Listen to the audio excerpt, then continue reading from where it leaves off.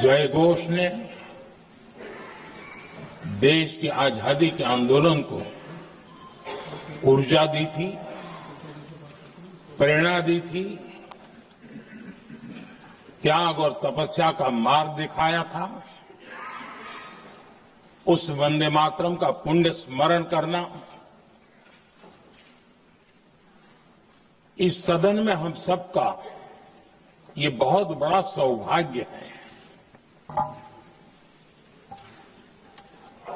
और हमारे लिए गर्व की बात है कि वंदे मातरम के 150 वर्ष निमित्त इस ऐतिहासिक अवसर के हम साक्षी बन रहे हैं।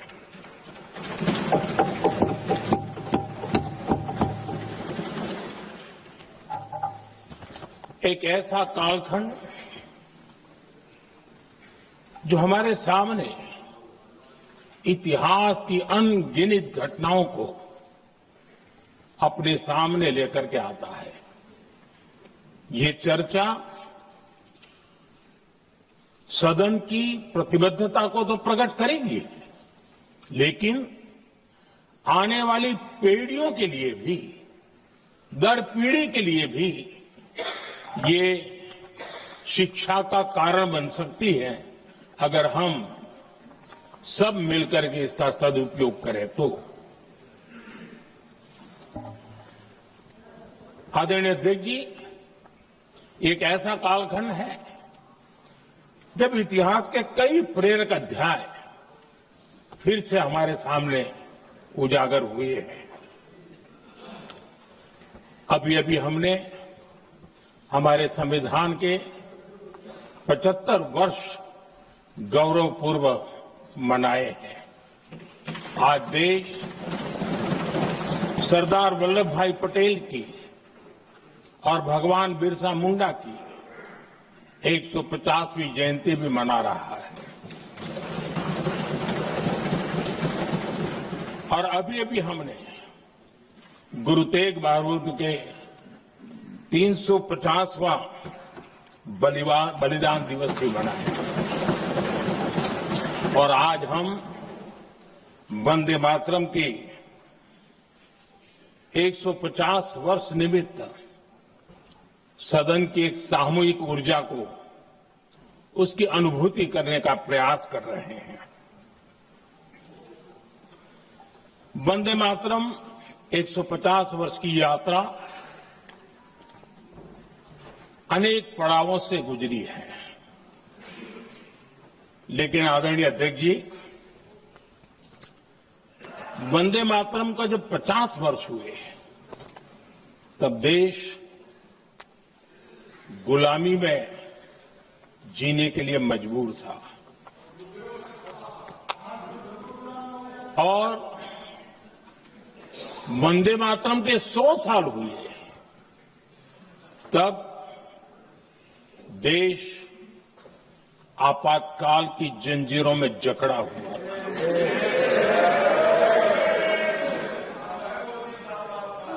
जब वंदे मातरम 100 साल के अत्यंत उत्तम पर्व था, तब भारत के संविधान का गला घोंट दिया गया था। जब वंदे मातरम 100 साल का हुआ, तब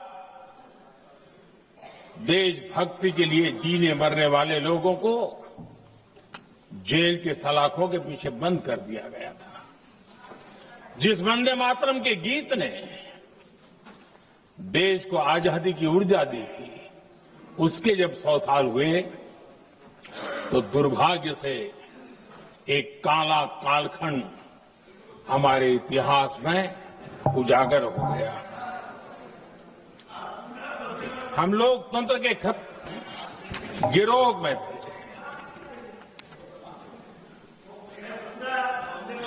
आदरणीय अध्यक्ष जी, 150 वर्ष उस महान अध्याय को, उस गौरव को पुनः स्थापित करने का अवसर है और मैं मानता हूं सदन ने भी और देश ने भी इस अवसर को जाने नहीं देना चाहिए। यही वंदे मातरम है जिसने 1947 में देश को आजादी दिलाई। स्वतंत्रता संग्राम का भावात्मक नेतृत्व इस वंदे मातरम के जयघोष में था। आदरणीय अध्यक्ष जी,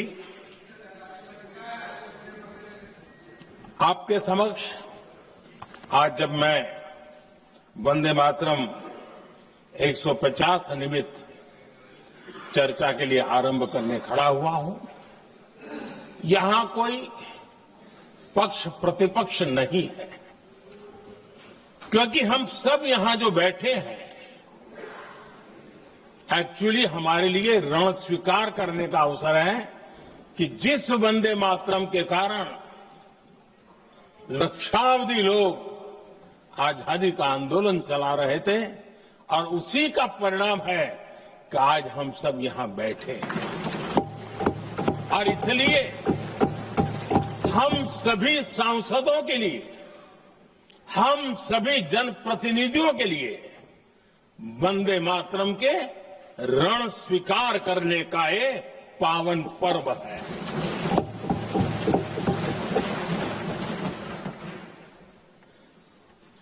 और इससे हम प्रेरणा लेकर के वंदे मातरम की जिस भावना ने देश की आजादी का जंग लड़ा, उत्तर दक्षिण पूर्व पश्चिम पूरा देश एक स्वर से वंदे मातरम बोल के आगे बढ़ा। फिर से एक बार अवसर है कि आओ हम सब मिलके चले, देश को साथ लेके चले। आजादी के दीवानों ने जो सपने देखे थे उन सपनों को पूरा करने के लिए वंदे मातरम 150 हम सबकी प्रेरणा बने, हम सबकी ऊर्जा बने और देश आत्मनिर्भर बने। 2047 में विकसित भारत बना करके हम रहे, इस संकल्प को दोहराने के लिए ये वंदे मातरम हमारे लिए एक बहुत बड़ा अवसर है। आदरणीय अध्यक्ष जी, दादा तबीयत तो ठीक है ना? नहीं, कभी कभी इस उम्र में हो जाता है। आदरणीय अध्यक्ष जी, वंदे मातरम की इस यात्रा की शुरुआत बंकिम चंद्र जी ने 1875 में की थी और गीत ऐसे समय लिखा गया था जब 1857 के स्वातंत्र संग्राम के बाद अंग्रेज सल्तनत बौखलाई हुई थी, भारत पर भांति भांति के दबाव डाल रही थी, भांति भांति के जुल्म कर रही थी और भारत के लोगों को मजबूर किया जा रहा था अंग्रेजों के द्वारा। और उस समय उनका जो राष्ट्रीय गीत था, गॉड सेव द क्वीन, इसको भारत में घर घर पहुंचाने का एक षड्यंत्र चल रहा था। ऐसे समय बंकिम दा ने चुनौती दी और ईंट का जवाब पत्थर से दिया और उसमें से वंदे मातरम का जन्म हुआ।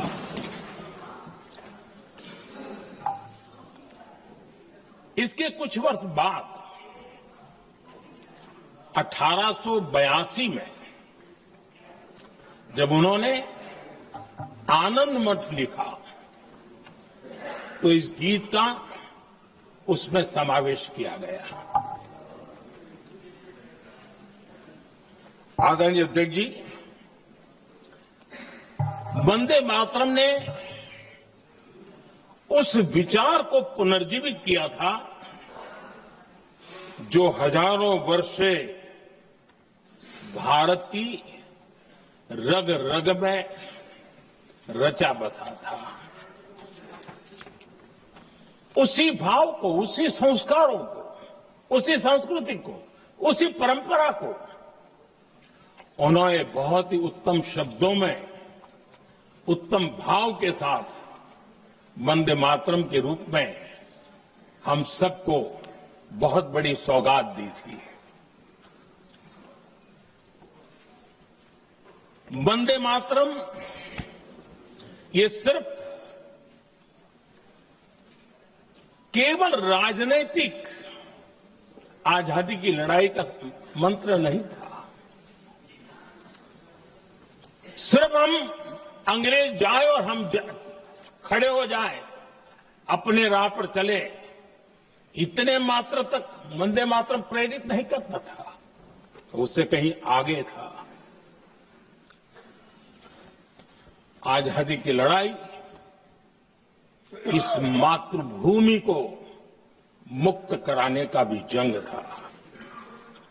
अपनी मां भारती को उन बेड़ियों से मुक्ति दिलाने का एक पवित्र जंग था।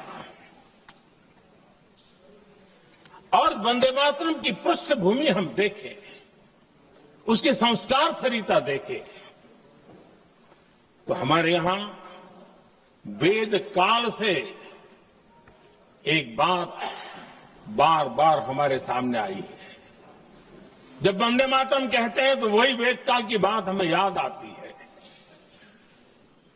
वेद काल से कहा गया है, माता भूमि ही पुत्रो अहम पृथिव्याः,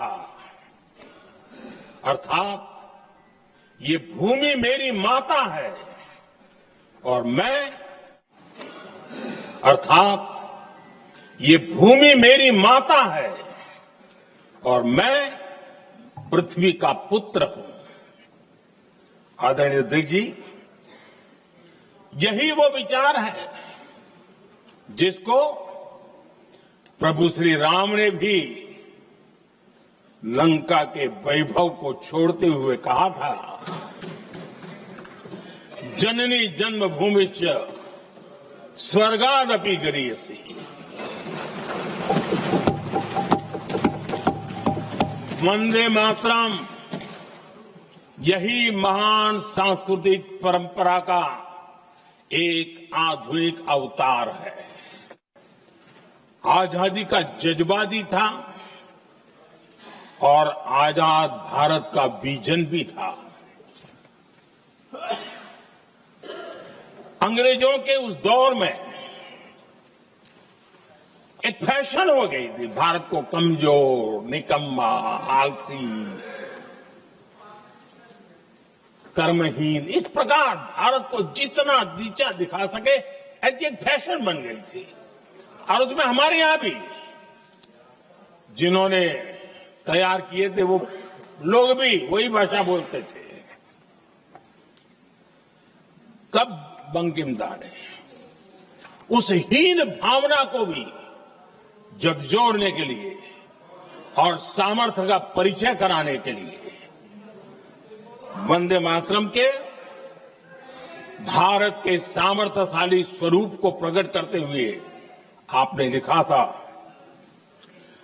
त्वं ही दुर्गा दश प्रहरण धारिणी कमला कमल दल विहारिणी वाणी विद्या दायिनी नमामि त्वाम नमामि कमलाम अमलाम अतुलाम सुजलाम सुफलाम मातरम वंदे मातरम। अर्थात भारत माता ज्ञान और समृद्धि की देवी भी है और दुश्मनों के सामने अस्त्र शस्त्र धारण करने वाली चंडी भी है। अध्यक्ष जी, ये शब्द, ये भाव, ये प्रेरणा गुलामी की हताशा में हम भारतीयों को हौसला देने वाले थे। इन वाक्यों ने तब करोड़ों देशवासियों को यह एहसास कराया कि लड़ाई किसी जमीन के टुकड़े के लिए नहीं है। ये लड़ाई सिर्फ सत्ता के सिंहासन को कब्जा करने के लिए नहीं है। ये गुलामी की बेड़ियों को मुक्त कर हजारों साल की महान जो परंपराएं थी, महान संस्कृति, जो गौरवपूर्ण इतिहास था, उसको फिर से पुनर्जन्म कराने का संकल्प इसमें है।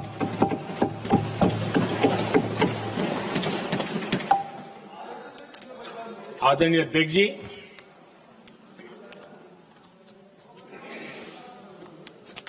वंदे मातरम, इसका जो जन जन से जुड़ाव था, ये हमारे स्वतंत्र संग्राम की एक लंबी गाथा अभिव्यक्त होती है। आदरणीय अध्यक्ष जी, जब भी जैसे किसी नदी की चर्चा होती है, चाहे सिंधु हो, सरस्वती हो, कावेरी हो, गोदावरी हो, गंगा हो, यमुना हो, उस नदी के साथ एक सांस्कृतिक धारा प्रवाह, एक विकास यात्रा का धारा प्रवाह, एक जनजीवन की यात्रा का प्रवाह उसके साथ जुड़ जाता है। लेकिन क्या कभी किसी ने सोचा है कि आजादी जंग के हर पड़ाव, वो पूरी यात्रा वंदे मातरम की भावनाओं से गुजरता था, उसके तट पर पल्लवित होता था। ऐसा भाव काव्य शायद दुनिया में कहीं उपलब्ध नहीं होगा। आदरणीय अध्यक्ष जी,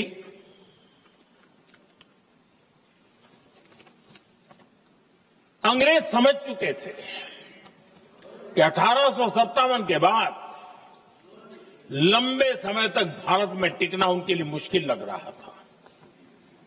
और जिस प्रकार से वो अपने सपने लेकर के आए थे, तब उनको लगा कि जब तक भारत को बांटेंगे नहीं, जब तक भारत को टुकड़ों में नहीं बांटेंगे, भारत में ही लोगों को एक दूसरे से लड़ाएंगे नहीं, तब तक यहां राज करना मुश्किल है। और अंग्रेजों ने बांटो और राज करो इस रास्ते को चुना और उन्होंने बंगाल को इसकी प्रयोगशाला बनाया, क्योंकि अंग्रेज भी जानते थे वो एक वक्त था जब बंगाल का बौद्धिक सामर्थ्य देश को दिशा देता था, देश को ताकत देता था, देश को प्रेरणा देता था। और इसलिए अंग्रेज भी चाहते थे कि बंगाल का ये जो सामर्थ्य है वो पूरे देश की शक्ति का एक प्रकार से केंद्र बिंदु है। और इसलिए अंग्रेजों ने सबसे पहले बंगाल के टुकड़े करने की दिशा में काम किया। और अंग्रेजों का मानना था कि एक बार बंगाल टूट गया तो ये देश भी टूट जाएगा और वो यावत चंद्र दिवाकरो राज करते रहेंगे, ये इनकी सोच थी। 1905 में अंग्रेजों ने बंगाल का विभाजन किया, लेकिन जब अंग्रेजों ने 1905 में ये पाप किया तो वंदे मातरम चट्टान की तरह खड़ा रहा। बंगाल की एकता के लिए वंदे मातरम गली गली का नाद बन गया था और वही नारा प्रेरणा देता था। अंग्रेजों ने बंगाल विभाजन के साथ ही भारत को कमजोर करने के बीच और अधिक बोने की दिशा पकड़ ली थी। लेकिन वंदे मातरम एक स्वर एक सूत्र के रूप में अंग्रेजों के लिए चुनौती बनता गया और देश के लिए चट्टान बनता गया। आदरणीय अध्यक्ष जी, बंगाल का विभाजन तो हुआ, लेकिन एक बहुत बड़ा स्वदेशी आंदोलन खड़ा हुआ और तब वंदे मातरम हर तरफ गूंज रहा था। अंग्रेज समझ गए थे कि बंगाल की धरती से निकला बंकिम दा का ये भाव सूत्र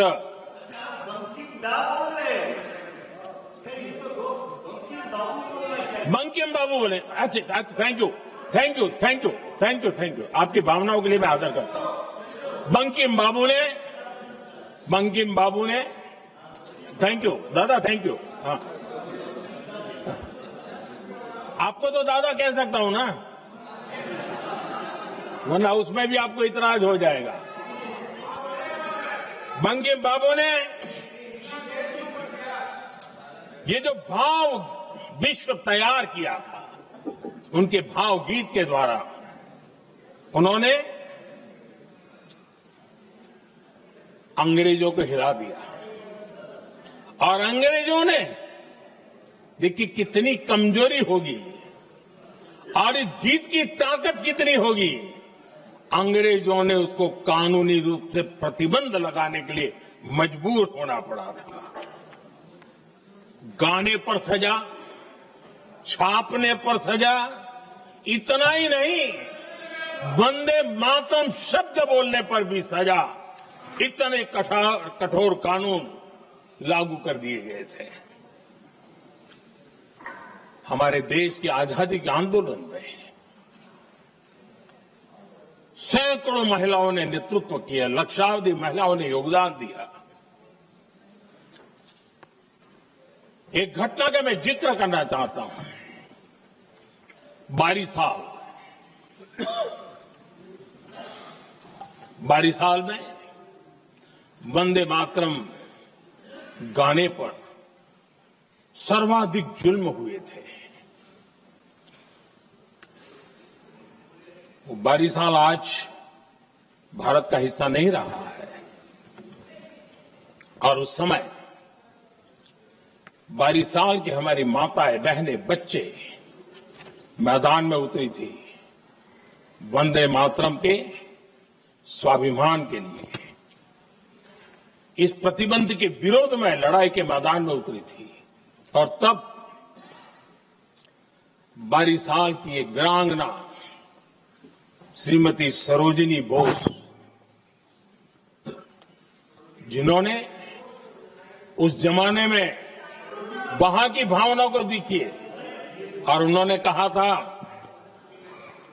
कि वंदे मातरम जो प्रतिबंध लगा है, जब तक ये प्रतिबंध नहीं हटता है, मैं अपनी चूड़ियां जो पहनती हूं निकाल दूंगी। भारत में वो एक जमाना था, चूड़ी निकालना यानी महिला के जीवन की बहुत बड़ी घटना हुआ करती, लेकिन उनके लिए वंदे मातरम की वो भावना थी। उन्होंने अपनी सोने की चूड़ियां, जब तक वंदे मातरम प्रतिबंध नहीं हटेगा मैं दोबारा नहीं धारण करूंगी, ऐसा बड़ा व्रत ले लिया था। हमारे देश के बालक भी पीछे नहीं रहे थे। उनको कोड़े की सजा होती थी, छोटी छोटी उम्र में उनको जेल में बंद कर दिया जाता। और उन दिनों खास करके बंगाल की गलियों में लगातार वंदे मातरम के लिए प्रभात फेरियां निकलती थी। अंग्रेजों के नाको दम कर दिया था। और उस समय गीत गूंजता था बंगाल में,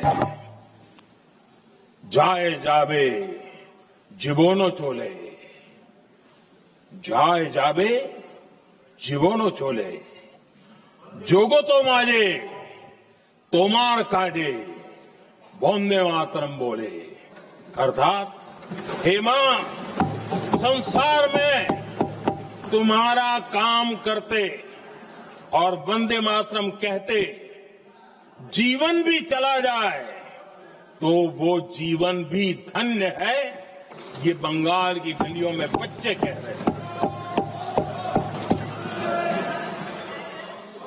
ये गीत उन बच्चों की हिम्मत का स्वर था और उन बच्चों की हिम्मत ने देश को हिम्मत दी थी। बंगाल की गलियों से निकली आवाज देश की आवाज बन गई थी।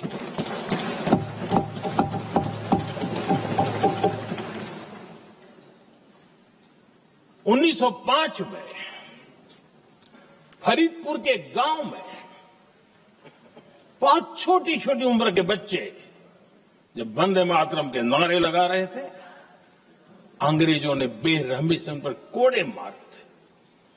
यानी एक प्रकार से जीवन और मृत्यु के बीच लड़ाई लड़ने के लिए मजबूर कर दिया था। इतना अत्याचार हुआ था। 1906 में नागपुर में नील सिटी हाई स्कूल के उन बच्चों पर भी अंग्रेजों ने ऐसे ही जुल्म किए थे। गुनाह यही था कि वो एक स्वर से वंदे मातरम बोल करके खड़े हो गए थे। उन्हें वंदे मातरम के लिए मंत्र का महात्म्य अपनी ताकत से सिद्ध करने का प्रयास किया था। हमारे जांबाज सपूत बिना किसी डर के फांसी के तख्त पर चढ़ते थे और आखिरी सांस तक वंदे मातरम, वंदे मातरम, वंदे मातरम, यही उनका भाव घोष रहता था। खुदीराम बोस, मदनलाल ढींगरा, राम प्रसाद बिस्मल, अशफाक उल्लाह खान, रोशन सिंह, राजेंद्र नाथ लाहिड़ी, रामकृष्ण विश्वास, अनगिनत जिन्होंने वंदे मातरम कहते कहते फांसी के फंदे को अपने गले पर लगाया था। लेकिन देखिए, ये अलग अलग जेलों में होता था, अलग अलग इलाकों में होता था। प्रक्रिया करने वाले चेहरे अलग थे, लोग अलग थे। जिन पर जुल्म हो रहा था उनकी भाषा भी अलग थी। लेकिन एक भारत श्रेष्ठ भारत, इन सब का मंत्र एक ही था, वंदे मातरम।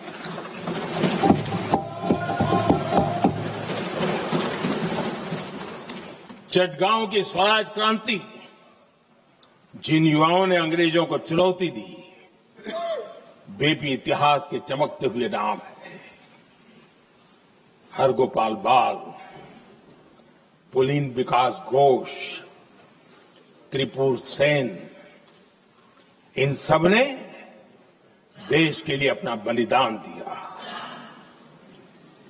मास्टर सूर्यसेन को 1934 में जब फांसी दी गई, तब उन्होंने अपने साथियों को एक पत्र लिखा और पत्र में एक ही शब्द की गूंज थी और वो शब्द था वंदे मातरम।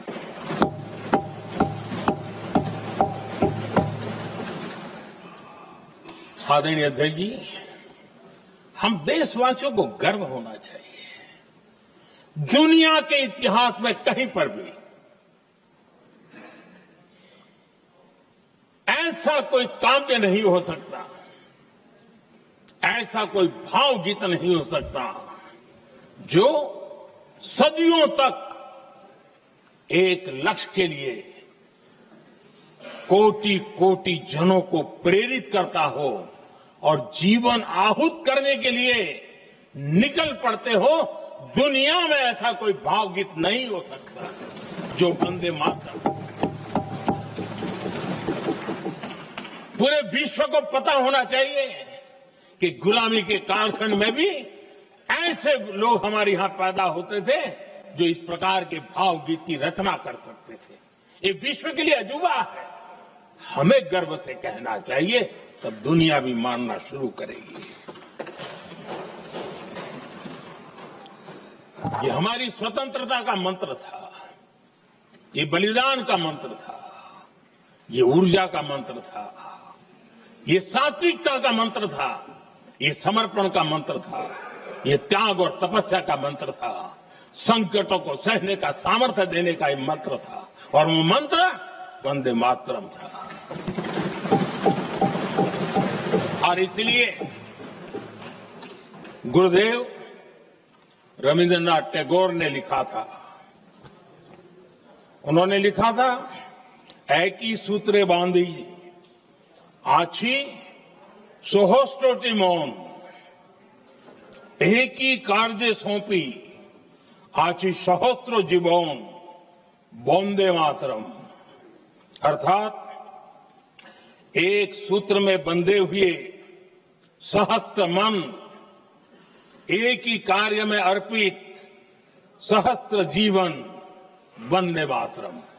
ये रविंद्रनाथ टैगोर जी ने लिखा। आदरणीय अध्यक्ष जी, उसी कालखंड में वंदे मातरम की रिकॉर्डिंग दुनिया के अलग अलग भागों में पहुंची और लंदन में जो क्रांतिकारियों की एक प्रकार से तीर्थ भूमि बन गया था, वो लंदन के इंडिया हाउस, वीर सावरकर जी ने वहां वंदे मातरम गीत, और वहां ये गीत बार बार गूंजता था। देश के लिए जीने मरने वालों के लिए वो एक बहुत बड़ा प्रेरणा का अवसर रहता था। उसी समय बिपिन चंद्र पाल और महर्षि अरविंद घोष, उन्होंने अखबार निकाले, उस अखबार का नाम भी उन्होंने वंदे मातरम रखा। यानी डगर डगर पर अंग्रेजों की नींद हराम करने के लिए वंदे मातरम काफी हो जाता था, और इसलिए उन्होंने इस नाम रखा। अंग्रेजों ने अखबारों पर रोक लगा दी, तो मैडम भिकाजी कामा ने पेरिस में एक अखबार निकाला और उसका नाम उन्होंने वंदे मातरम रखा। आदरणीय अध्यक्ष जी, वंदे मातरम ने भारत को स्वावलंबन का रास्ता भी दिखाया। उस समय माचिस की डिबिया, मैचबॉक्स, वहां से लेकर के बड़े बड़े शिप, उस पर भी वंदे मातरम लिखने की परंपरा बनी और बाहरी कंपनियों को चुनौती देने का एक माध्यम बन गया, स्वदेशी का एक मंत्र बन गया। आजादी का मंत्र स्वदेशी के मंत्र की तरफ विस्तार होता गया। आदरणीय अध्यक्ष जी, मैं एक और घटना का जिक्र भी करना चाहता हूं। 1907 में जब वीओ चिदम्बरम पिल्लाई, उन्होंने स्वदेशी कंपनी का जहाज बना, तो उस पर भी लिखा था वंदे मातरम।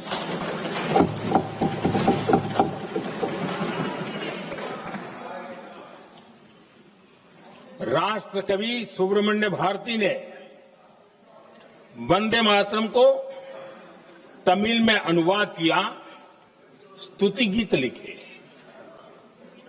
उनके कई तमिल देशभक्ति गीतों में वंदे मातरम की श्रद्धा साफ क्यों हुआ? वो कौन सी ताकत थी जिसकी इच्छा खुद पूज्य बापू की भावनाओं पर भी भारी पड़ गई, जिसने वंदे मातरम जैसी पवित्र भावना को भी विवादों में घसीट दिया। मैं समझता हूं कि आज जब हम वंदे मातरम के 150 वर्ष का पर्व मना रहे हैं, चर्चा कर रहे हैं, तो हमें उन परिस्थितियों को भी हमारी नई पीढ़ियों को जरूर बताना हमारा दायित्व है, जिससे के वजह से वंदे मातरम के साथ विश्वासघात किया गया। वंदे मातरम के प्रति मुस्लिम लीग की विरोध की राजनीति तेज होती जा रही थी। मोहम्मद अली जिन्ना ने लखनऊ से 15 अक्टूबर 1937 को वंदे मातरम के विरुद्ध का नारा बुलंद किया। फिर कांग्रेस के तत्कालीन अध्यक्ष जवाहरलाल नेहरू को अपना सिंहासन डोलता दिखा। बजाय कि नेहरू जी मुस्लिम लीग के आधारहीन बयानों को तगड़ा जवाब देते, करारा जवाब देते, मुस्लिम लीग के बयानों की निंदा करते,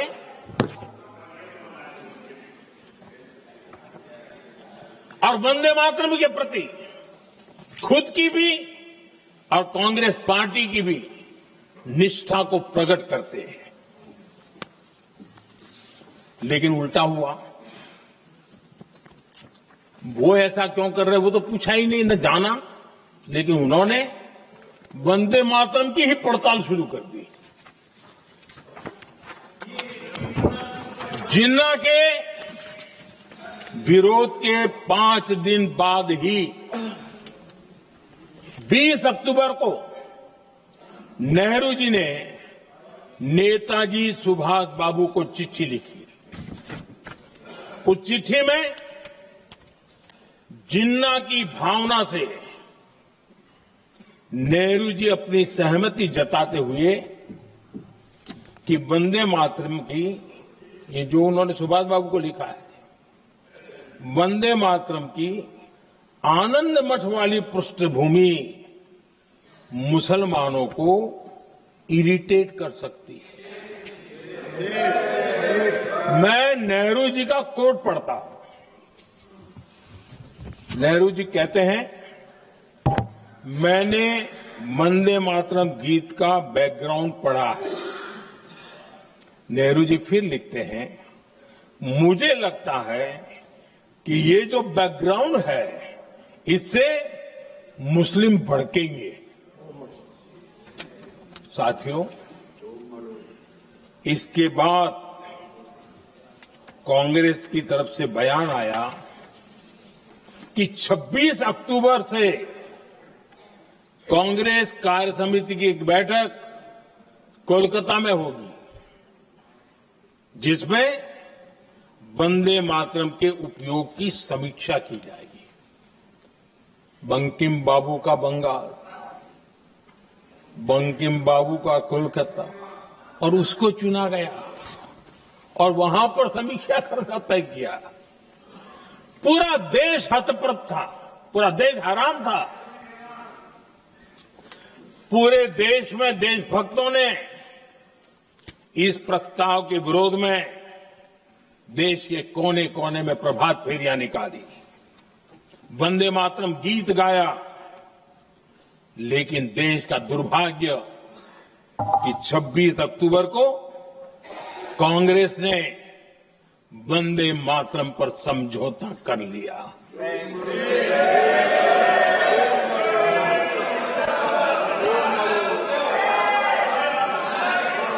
वंदे मातरम के टुकड़े करने के फैसले में, वंदे मातरम के टुकड़े कर दिए। उस फैसले के पीछे नकाब ये पहना गया, चोला ये पहना गया। ये तो सामाजिक सद्भाव का काम है।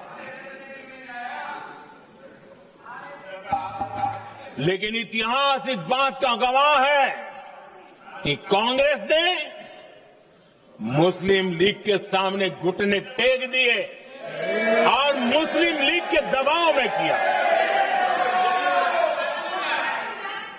और कांग्रेस का ये तुष्टीकरण की राजनीति को साधने का एक तरीका था। आदरणीय अध्यक्ष जी, तुष्टीकरण की राजनीति के दबाव में कांग्रेस वंदे मातरम के बंटवारे के लिए झुकी।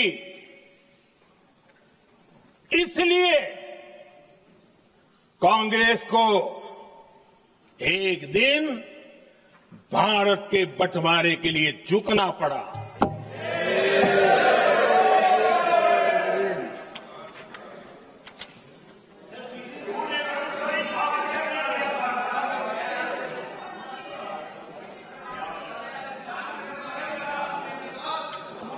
मुझे लगता है कांग्रेस ने आउटसोर्स कर दिया है।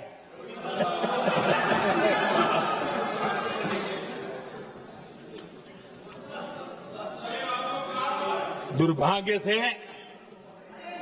कांग्रेस की नीतियां वैसी की वैसी थी है, और इतना ही नहीं, आईएनसी चलते चलते एमएमसी हो गया है।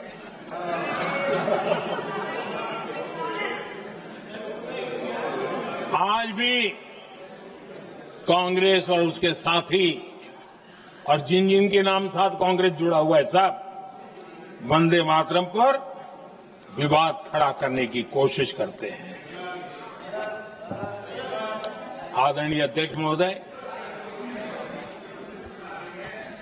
किसी भी राष्ट्र का चरित्र, उसकी जीवटता, उसके अच्छे कालखंड से ज्यादा जब चुनौतियों का कालखंड होता है, जब संकटों का कालखंड होता है, तब प्रकट होती है, उजागर होती है और सत्य अर्थ में कसौटी से कसी जाती है। जब कसौटी का काल आता है, तब ही ये सिद्ध होता है कि हम कितने दृढ़ हैं, कितने सशक्त हैं, कितने सामर्थ्यवान हैं। 1947 में देश आजाद होने के बाद देश की चुनौतियां बदली, देश की प्राथमिकताएं बदली, लेकिन देश का चरित्र, देश की जीवटता वही रही, वही प्रेरणा मिलती रही। भारत पर जब जब संकट आए, देश हर बार वंदे मातरम की भावना के साथ आगे बढ़ा।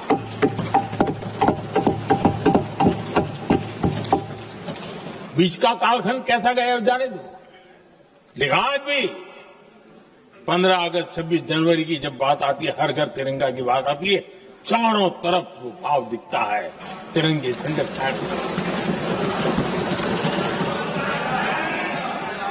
एक जमाना था जब देश पर खाद्य का संकट आया, वही वंदे मातरम का भाव था। मेरे देश के किसानों ने अंदर के भंडार भर दिए, और उसके पीछे भाव वही है, वंदे मातरम। जब देश की आजादी को कुचलने की कोशिश हुई, संविधान के पीठ पे छुरा भोंक दिया गया, आपातकाल थोप दिया गया, यही वंदे मातरम की ताकत थी कि देश खड़ा हुआ और परास्त करके रहा।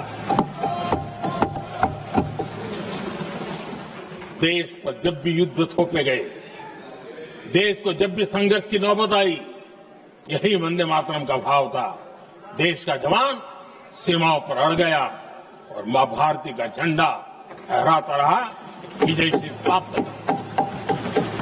कोरोना जैसे वैश्विक महासंकट आया, यही देश उसी भाव से खड़ा हुआ, उसको भी परास्त करके आगे बढ़ गया।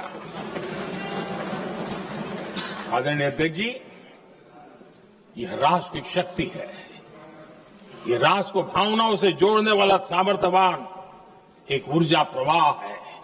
ये चेतना प्रवाह है, ये संस्कृति की अविरल धारा का प्रतिबिंब है, उसका प्रकटीकरण है। ये वंदे मातरम हमारे लिए सिर्फ स्मरण करने का काल नहीं, एक नई ऊर्जा, नई प्रेरणा का लेने का काल बन जाए और हम उसके लिए प्रति समर्पित होते चले। और मैंने पहले कहा, हम लोगों पर तो कर्ज है वंदे मातरम का। वही वंदे मातरम है जिसने वो रास्ता बनाया, जिस रास्ते से हम यहां पहुंचे हैं, और इसलिए हमारा कर्ज बनता है।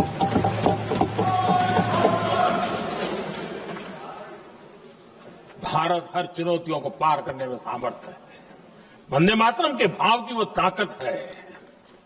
वंदे मातरम ये सिर्फ गीत या भावगीत नहीं, ये हमारे लिए प्रेरणा है। राष्ट्र के प्रति कर्तव्यों के लिए हमें झकझोरने वाला काम है, और इसलिए हमें निरंतर इसको करते रहना होगा। हम आत्मनिर्भर भारत का सपना लेकर के चल रहे हैं, इसको पूरा कर रहे हैं। वंदे मातरम हमारी प्रेरणा है। हम स्वदेशी आंदोलन को ताकत देना चाहते हैं। समय बदला होगा, रूप बदले होंगे, लेकिन पूज्य गांधी ने जो भाव व्यक्त किया था, उस भाव की ताकत आज भी मौजूद है, और वंदे मातरम हमें जोड़ता है। देश के महापुरुषों का सपना था स्वतंत्र भारत का। देश की आज की पीढ़ी का सपना है समृद्ध भारत का। आजाद भारत का सपने को सिंचा था वंदे भारत की भावना है, वंदे मातरम की भावना ने। समृद्ध भारत के सपने को सींचेगा वंदे मातरम की भावना। उसी भावना को लेकर के हमें आगे चलना है, और हमें आत्मनिर्भर भारत बनाना। 2047 में देश विकसित भारत बन के रहे।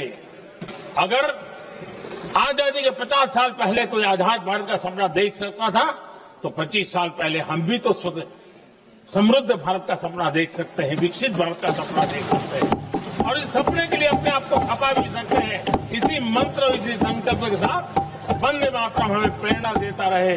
वंदे मातरम का हम रण स्वीकार करें, वंदे मातरम की भावना को लेकर के चले, देशवासियों को साथ लेकर के चले, हम सब मिलकर के चले, इस सपने को पूरा करें। इसी एक भाव के साथ ये चर्चा का आज आरंभ हो रहा है। मुझे पूरा विश्वास है कि दोनों सदनों में देश के अंदर वो भाव भरने वाला कारण बनेगा, देश को प्रेरित करने वाला कारण बनेगा, देश की नई पीढ़ी को ऊर्जा देने का कारण बनेगा। इन्हीं शब्दों के साथ आपने मुझे अवसर दिया, मैं आपका बहुत बहुत आभार व्यक्त करता हूं। बहुत बहुत धन्यवाद। वंदे मातरम, वंदे मातरम, वंदे मातरम।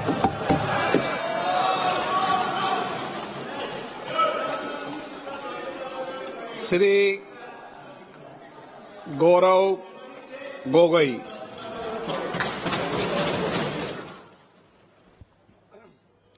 તો આજે લોકસભામાં પીએમ મોદીનું સંબોધન, વંદે માતરમ પર ચર્ચા, 150મી વર્ષગાંઠ ઉજવવી એ ગર્વની વાત છે તેમ પણ જણાવ્યું। વંદે માતરમને યાદ કરવું એ આપણા માટે સૌભાગ્યની વાત છે તેમ પણ તેમણે કહ્યું। વધુમાં કહ્યું કે આપણને બલિદાન અને તપસ્યાનો માર્ગ બતાવ્યો છે। 150 વર્ષ